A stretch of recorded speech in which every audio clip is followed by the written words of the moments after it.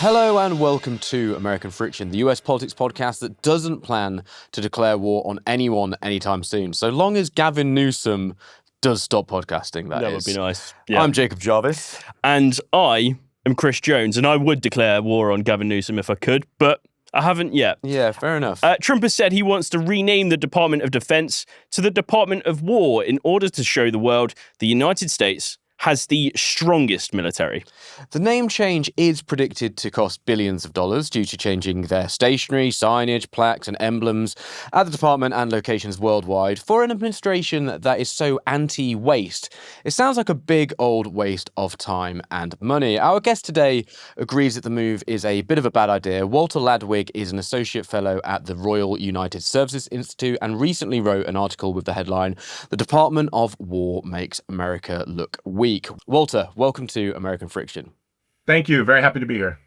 Let's get hot takes out of the way with first. When you first read this news of the name change, what was your initial reaction? That it was ridiculous. That it added nothing and created, as you said, potential waste and time and effort and focus that could go anywhere else was going on to something that was simply symbolic. Trump is always saying, "Make America great again." And this feels to me like another one of those instances that is very much on the again part. He seems stuck in the past. Does this move feel like a throwback to a time when America was very different and the world was very different?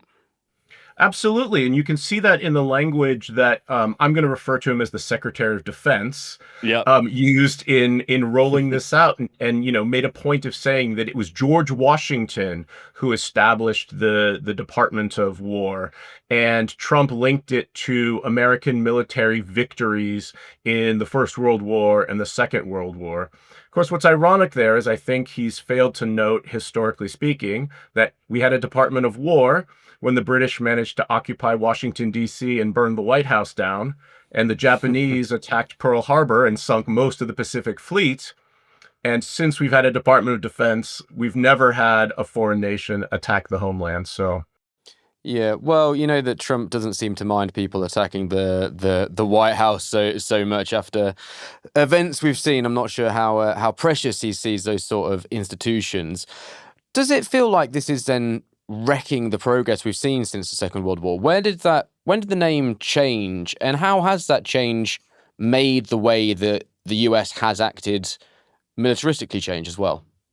Terrific question. And if you don't mind me giving a little bit of history, the bureaucratic setup that the U.S. had, the Department of War, despite its name, only really oversaw the U.S. Army. And at that time, through the end of the Second World War, the Air Force, what became the Air Force, was part of the Army. And then we had a second separate Department of the Navy that ran the Navy, and the Marine Corps in the U.S. is part of the Navy. So one of the big lessons that these military leaders like Eisenhower, like General George Marshall, like James Forrestal, who was the Secretary of War during World War II, learned was that you had to have a much better integration of all of the military tools and the military assets. And so one of the big pushes to create the department, what became known as the Department of Defense, was to integrate all these things together. But at the same time, there was a real international culture shift, right? World War II was incredibly devastating. There was a desire before, in a period before the Cold War really kicked off in a firm way, to try to forge a lasting peace around the world. And this is why we saw the creation of the United Nations in an effort to sort of take war off the table as an option. And in fact, this is a really important point.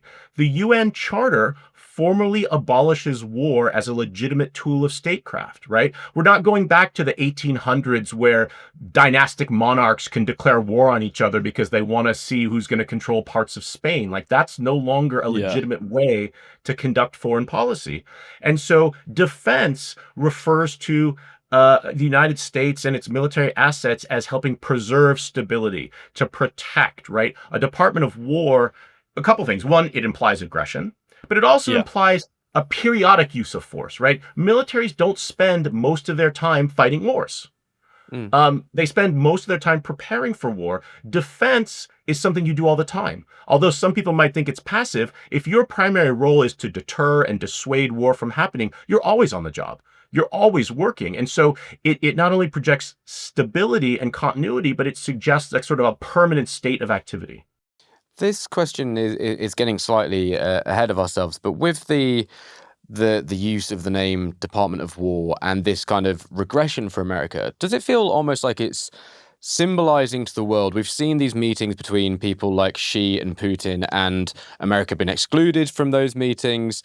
Does it feel almost, without realizing, like Trump is admitting that America's dominance has been diminished? Because, as you say, it seems to me like the reason it maybe was called the Department of Defense is because America had a bit of a lofty opinion of itself that it wouldn't have to instigate wars or be involved in war in that sort of way because it was just so powerful. How could it possibly be dragged into them? Well, you raise a really good point. So there's definitely a shift in the way that the Trump administration looks at the world, much more of a focus on the homeland and protecting American territory and what's going on within American territory than necessarily upholding the treaty obligations to allies. What really frustrates me about both this move and the timing is, you just referenced China and you just referenced this big military parade that Beijing held last week to celebrate the 80th end of the Second World War in Asia. And Putin was there, and Kim from North Korea was there, and representatives from the Burmese junta and Iran and so forth. And one of the big messages beyond projecting China's military might, but Xi took pains to talk about China as leading this kind of alternative pillar or vision of the world in which there'd be mutual respect and respect for sovereignty. So while on the one hand, China is now trying to cast itself in this stabilizing role, Trump almost hands them a propaganda victory on a silver platter by saying, hey, we're going to be called the Department of War, and we're going to focus on lethality and increasing our ability to conduct military operations at a time when other powers, appear to be now more mature and stabilizing forces, and America is the disruptor. Well, whilst we're on the world, there, let's expand a little bit more into what these other nations will be saying in terms of this name change. You said obviously it's kind of a positive for other countries that essentially see the US as adversaries. Just what exact reaction has the likes of China and Russia had to Trump wanting to change the name? Well, I've certainly seen diplomatic kind of messaging suggesting that they are capitalizing on this and just, doubling down on the idea that the United States, in particular under Trump, sort of is erratic, is unpredictable, is prone to these kinds of very strange policy decisions. Because again, we have to keep in mind, other areas of U.S. policy that I know you've talked about in the past, whether it's immigration or trade, there's certain things that you could say people have been advocating for X or Y, or this has been an active debate. This is something that has come completely out of the blue. Right, except for a little bit of lobbying on the part of the Secretary of Defense, defense professionals have not been calling for a renaming for years. Academics, military strategists, no one's been talking about this. This is completely out of the blue. So again, if you're trying to create a narrative of the U.S. at the moment being distracted and feckless and unreliable, if you're trying to go say, you're China and you're going to countries in Southeast Asia that might be hoping the U.S. will cooperate with them and help them to push back against Chinese encroachments, and a diplomat says, these are the people you're counting on. These are the people that you're going to, stake your future on, the ones who are spending their time doing this. It's an own goal. Just on the cosmetics of it as well, the likes of some of those countries that were at that military parade that you mentioned in China, even the likes of North Korea don't use the word war when it comes to these kinds of militaries. They opt for the likes of defense, and so do many of its allies as well.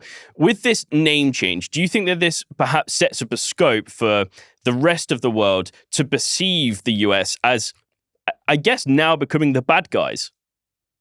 Look, I think, as we well know, though I I don't agree with it, there is a good percentage of the world's population who sees the United States as being warmongers, as being a country that invades multiple countries, that overthrows governments, that intervenes. And so I think for the folks that are already predisposed to have that opinion, this simply is seen as, Trump is finally taking off the nice mask, right? We're taking off the mask of Disney and rock music, and we're seeing the true face of American power in the world. So insofar as you'd be prompted to or inclined to present that narrative, boom, here you go. Department of War. When, as you say, North Korea, Iran, China, Russia, it's Department of Defense, National Defense, Ministry of Defense. No one is using this kind of language.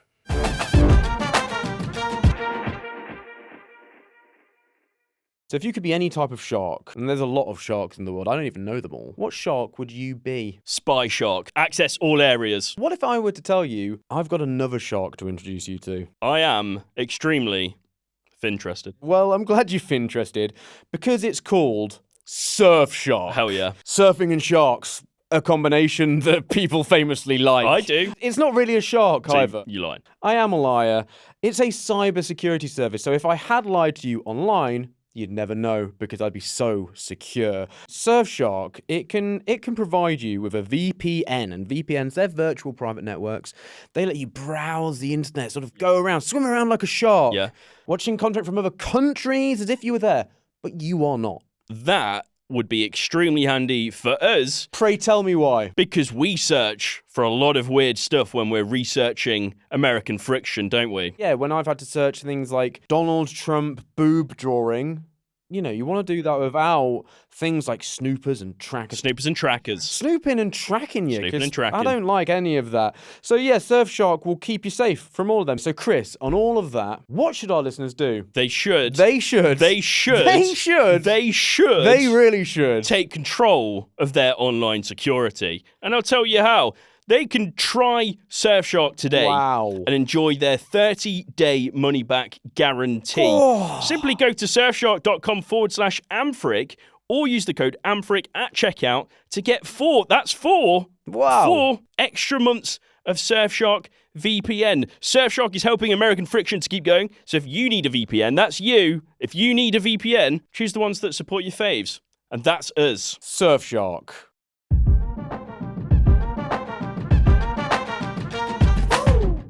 Do you think that maybe, and this could be a completely ridiculous question, but because of this hard stance that Trump is taking in terms of changing the name here, could that create a trend where other countries do the same to kind of match this aggression with aggression? Or would that would be an own goal for these other countries who use defense in the titles for these ministries and don't want to be painted with the same brush that the US is right now?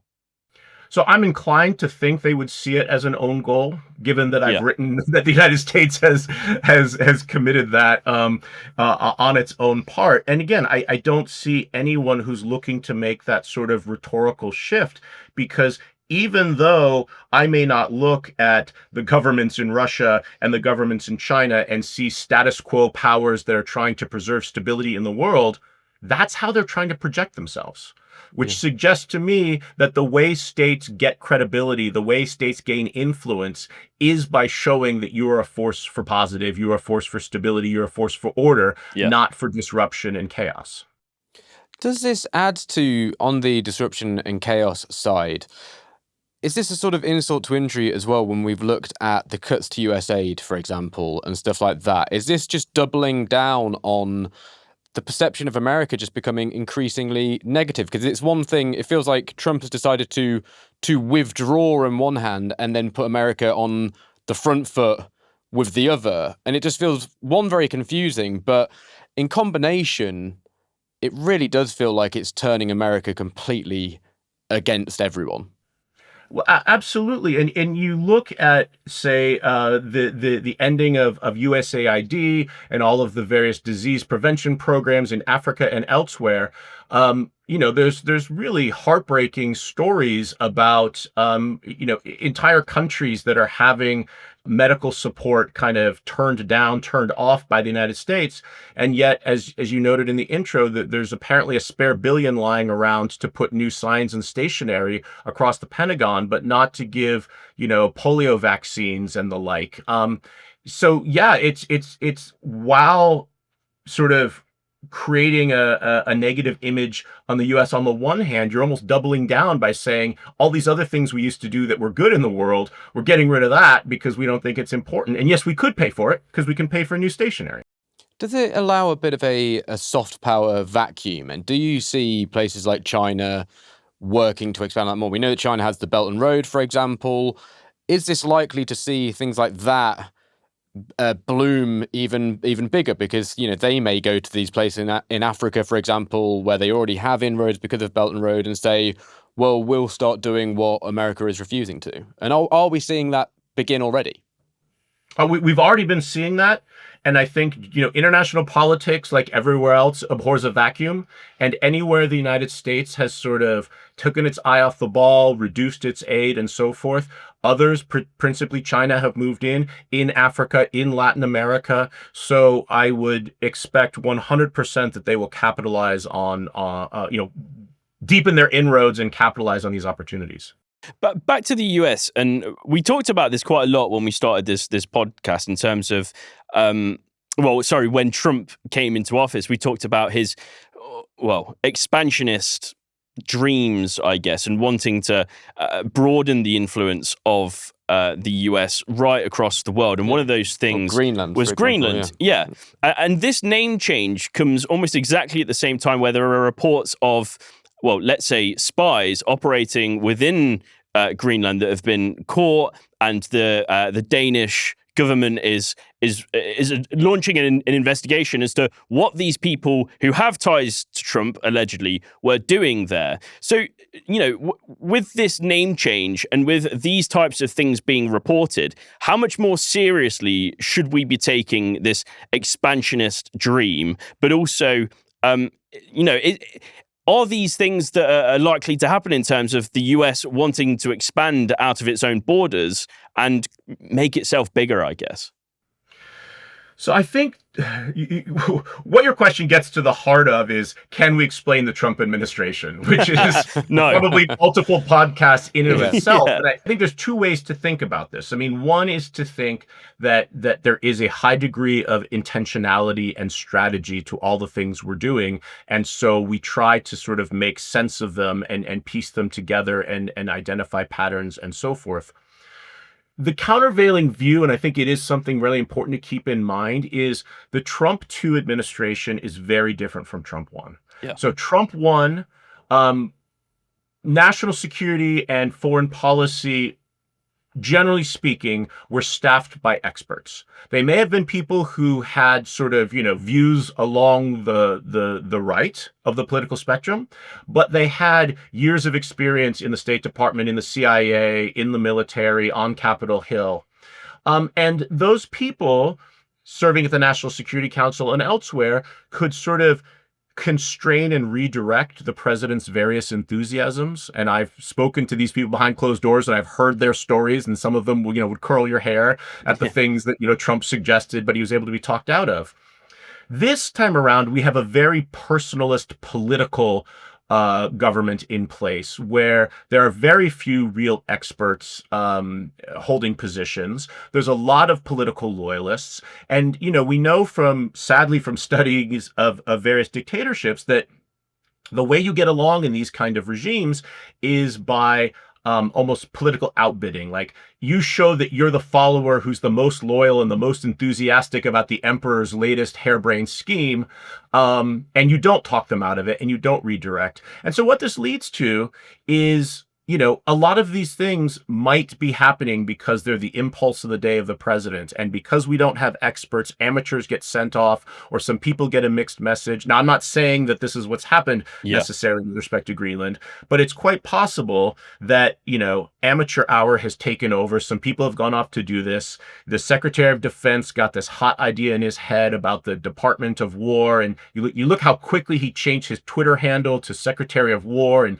pumped out all these videos of new name plaques going up in the Pentagon. He's clearly really excited about the idea. It's easy to imagine him getting Trump excited about the idea, and we're off to the races. So these things may be happening for strategic reasons. They may be happening just because this is not a very well-run administration. With Pete Hegseth, and he seems to me like exactly the sort of archetype of what you're describing, someone who's not an expert but is just a complete loyalist in his role. He hasn't had as much attention of late, largely because he hasn't been leaking war plans for a little while, which is maybe a good thing. But do you think there's some part of this that is he doing this because he wanted a bit of spotlight on it and to simply show that he's doing something? I mean, is this like everything in the Trump universe that a lot of the time it's just due to the egos of a few rather strange men?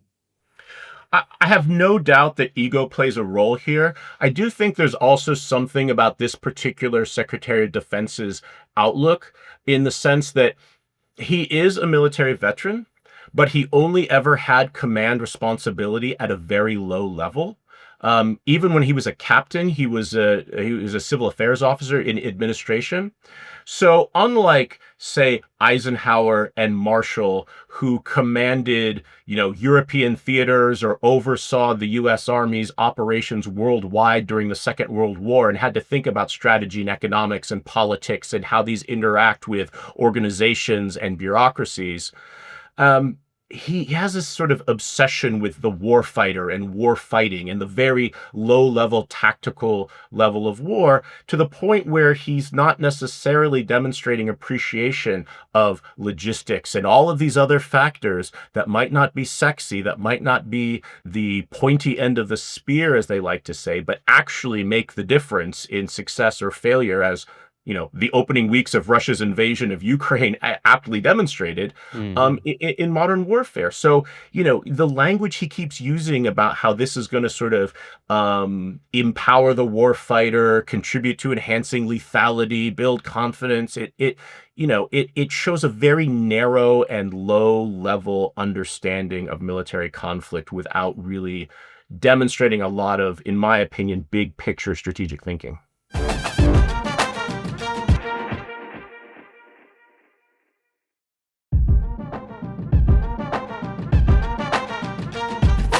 With Trump, one thing that I found really strange here is that he has this obsession with winning the Nobel Peace Prize, it would appear to me, and he's made up wars that he can say he's ended at certain points. I've lost count of how many wars he's claimed to have ended. Six, I think it was. 6 at last count. Yeah. It might have been a few more by the time this is out, but this runs so counter to his ambitions in some ways, it appears. It almost feels like if you were to follow a logical path for Trump, maybe he would call it the Department for Peace or something like that. I don't know. But do you think this actually does acutely raise the chances of America going into wars, going into conflicts, running headfirst into them? Or, as I say, is it probably more just a waste of time for everyone that makes it more likely for external forces to engage with America negatively, as opposed to America actually doing very much? So, I suppose it's a long-winded way of me asking, will this actually particularly change the foreign policy when it comes to going to war, do you think? Well, if you don't mind, I would like to pick up your opening observation because I think it's a fantastic one. I mean, if we go back to Trump in 2016, when he was first running for office, he was campaigning against these forever wars. He called them, of the Bush administration. Iraq and Afghanistan were these terrible mistakes. And more recently, as you said, he's positioned himself as the man of peace. So, it's really hard to have these two things make sense at the same time. I don't think that the name change will necessarily make the United States more prone to use force than it would otherwise. I think that's down to really going to be the combination of the character of the commander-in-chief, who is Trump, and the degree to which we'd have a Congress that would try to exert any kind of war powers responsibilities and hold a White House to task over a prolonged use of force, which is Congress's responsibility to declare war. I think Trump will use force when he sees fit. And we've seen going from sort of peace talk, strike Iran, peace talk, just seamlessly without even kind of recognizing incongruities. And unfortunately, at present, it doesn't seem on a host of issues, not just this, that the Republican-led Congress shows any of the determination of its predecessors to sort of reassert Congress's right as a co-equal branch of government. Because, as you well know, it's supposed to be a three-part system where you have the executive, you have Congress, and you have the courts, and all of them have a role to play. But at the moment, it seems that Congress is just acting as a sort of facilitator of whatever impulses the White House seems to have. Speaking of Congress around the name change here, obviously he's putting this into motion. But two scenarios here. Say the Republicans won again in the next election. Do you think that they would keep this name? And would that depend on, I guess, the success of its foreign policy? And then secondly, if the Democrats win, could they, or how would they go about changing the name back? And would they even do that, do you think? So to formally, legally change the name actually requires an act of Congress. Yeah. So what the executive order has said is that this is effectively an unofficial subname or secondary name or nickname. However, it mandates that in all internal executive communication, it be used. So it's sort of a de facto, but not legal change. So any Democrat who comes in, I think, would probably full stop, rescind all of Trump's executive orders, which would mean a huge number of changes.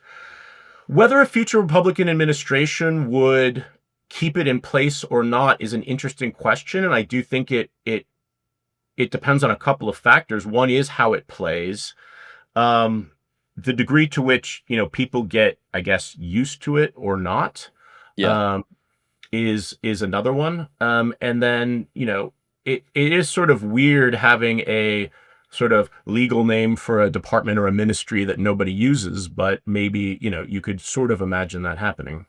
One of the things you mentioned there that we actually haven't touched on is how do American people actually feel about this change in name? Because at the moment, I know we've talked about foreign policy, but let's look inwards. You've got the likes of LA, DC, Chicago, all facing military interventions into these places from its own government.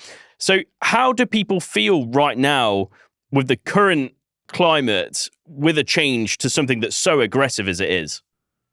Yeah, so again, I think the first set of reactions is just, shock and surprise in a sense of like, what is going on here? Because unlike a lot of other policy positions that Trump has, which are part of regular national debates or have been telegraphed ahead of time, this is such an out of left field move that it's hard to really understand the hows and whys. Now, there are some who profess support for it and think that this is it sort of gets wrapped up in culture war type things about DEI programs in the Pentagon, and we've gone soft and we lost our way after the Second World War back, when men were actually manly, sort of thing. Yeah.